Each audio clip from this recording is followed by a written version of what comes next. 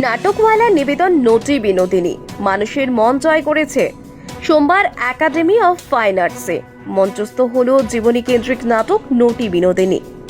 অপূর্বভাবে মানুষের সামনে উপস্থিত হয়েছে এই নাটক। এখানে বিনোদিনী ছাড়াও রামকৃষ্ণ গিরিশ ঘোষের অভিনয় মানুষকে মুগ্ধ করেছে। যিনি গিরিশ ঘোষের চরিত্রে অভিনয় করেছেন তিনি বলেন মানুষ সমস্ত নাটকটাকে এনজয় করেছেন। তারা যতটা সম্ভব ততটাই মানুষকে দিতে চেয়েছেন। মানুষ এখন খুব ব্যস্ত, তার মধ্যেই এখানে এসে আমাদের নাটক দেখছেন। তাদের ভালো লেগেছে, এটাই তাদের বড় প্রাপ্তি। দর্শকেরা সকলেই প্রশংসা করেছেন সকলের অভিনয়ের।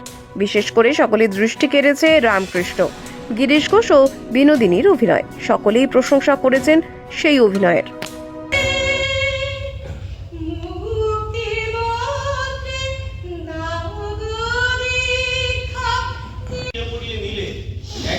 অসামান্য অভিনেত্রী কারণে সরকারি মিনি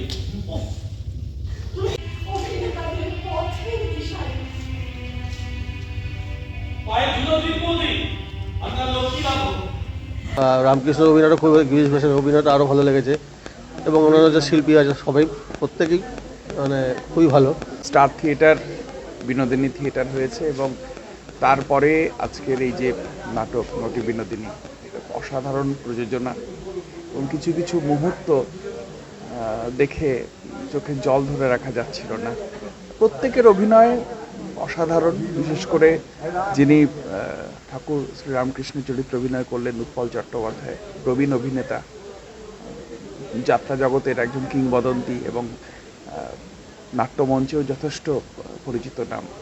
সব মিলিয়ে অসাধারণ একটি প্রোডাকশন। আমি চাইব যারা এই নাটকটি দেখেননি তারা যেন এই নাটকটি দেখেন এবং আরও বেশি বেশি করে যাতে মঞ্চস্থ হয়, দর্শকদের কাছে আসে, এটাই আমার এই দলের কাছে অনুরোধ এবং সেই সুযোগ যেন বারবার দর্শকরা পান। সবারই অভিনয় অসাধারণ হয়েছে। ঠাকুরের অভিনয় তো বলার নয়। গিরিশ ঘোষ যে পাঠ করেছেন ওনারা খুব ভালো লেগেছে। অসাধারণ লেগেছে, খুব সুন্দর। উৎপলবাবু যে রামকৃষ্ণদেব করেছেন, জীবেশ ভট্টাচার্য, গিরিশ ঘোষের অভিনয়, তারপর আপনার এই শুভ্রা মুখোপাধ্যায় বিনোদিনী করলেন, অসাধারণ। কারণ এই নাটক আমরাও করেছি, আমি দুর্গাপুর থেকে এসেছি দেখতে। আমি এই নাটকটা আমরাও প্রায় 20টা শো করেছি।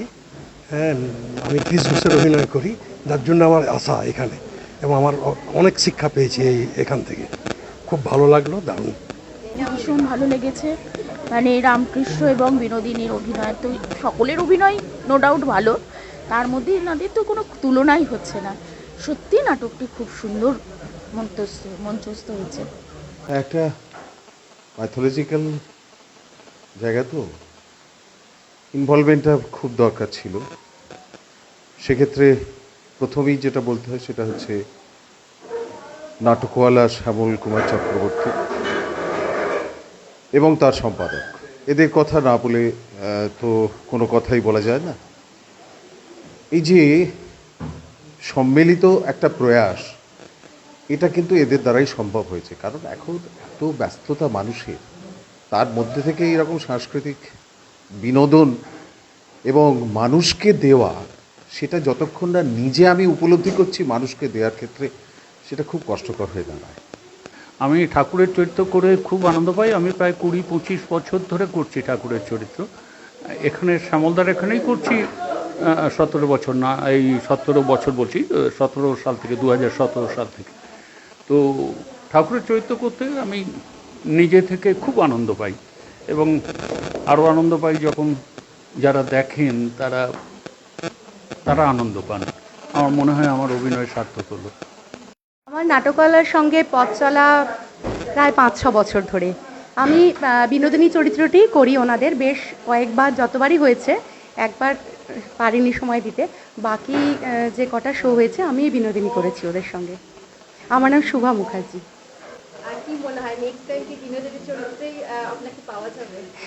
আমি ভীষণভাবে এই চরিত্রটা করে আমি ভীষণভাবে আপ্লুত, আনন্দিত এবং গর্বিত। আমি যেন মনে হয় আমি চেষ্টা করি বিনোদিনী চরিত্রের গভীরে ডুব দিয়ে বিনোদিনী চরিত্রটিকে মূর্ত করে তোলার। কতটা পেরেছি বা পারবো সেটা আপনারা বলতে পারবেন, দর্শক বলতে পারবেন।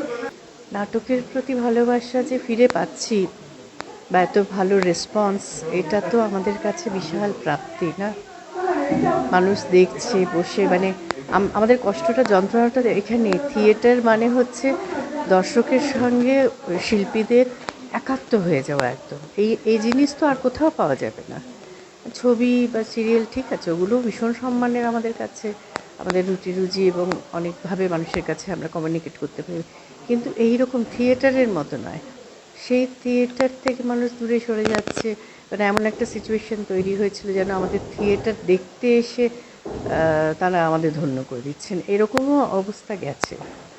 সেখানে যখন আমাদের কোনো প্রোডাকশান বা যে কোনো মানুষের প্রোডাকশান মানেই তো আমাদের কাছে পুজো, সে জিনিসটাকে যখন সম্মান কেউ করে, সেটা তো আমাদের প্রাপ্তি, পুরস্কার। এই বছর মাননীয় মুখ্যমন্ত্রী স্টার থিয়েটারের নাম বিনোদিনী থিয়েটার করে তাকে প্রথম সম্মান জানিয়েছেন। যদিও বিনোদিনী মঞ্চ অনেকগুলো আমাদের আছে নাটকের, তবুও বিনোদিনীকে এই সম্মান জানানোটাকে, এবং জানুয়ারি মাসেই আরেকটি ফিল্ম, বাংলা ফিল্ম হয়েছে বিনোদিনী নিয়ে, আর একটি ফিল্ম হওয়ার কথা হচ্ছে। এর মধ্যে আমাদের 2017-র এই প্রোডাকশান, এই নটি বিনোদিনী, এটার আমাদের 23 না কততম শো হলো এটা, হ্যাঁ 17,